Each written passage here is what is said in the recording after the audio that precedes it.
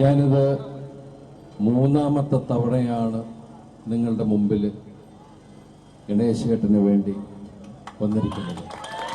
തീർച്ചയായിട്ടും നിങ്ങളുടെ എല്ലാവരുടെയും വോട്ട് അദ്ദേഹത്തിന് കൊടുക്കുമെന്ന് ഞങ്ങൾ വിശ്വസിക്കുന്നു.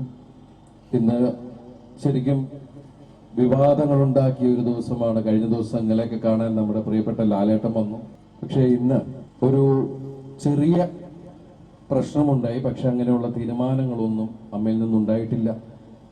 കാരണം ഇവർ 3 പേരും അമ്മയിൽ പറഞ്ഞിട്ടല്ല സ്ഥാനാർത്ഥികളായത്. ആ സഹോദരന് വേണ്ടി വീണ്ടും വീണ്ടും നിങ്ങൾ അദ്ദേഹത്തെ വൻപിച്ച ഭൂരിപക്ഷത്തോടെ വിജയിപ്പിക്കണമെന്ന് ആത്മാർത്ഥമായിട്ട് അപേക്ഷിക്കുന്നു. Thank you. Thanks a lot.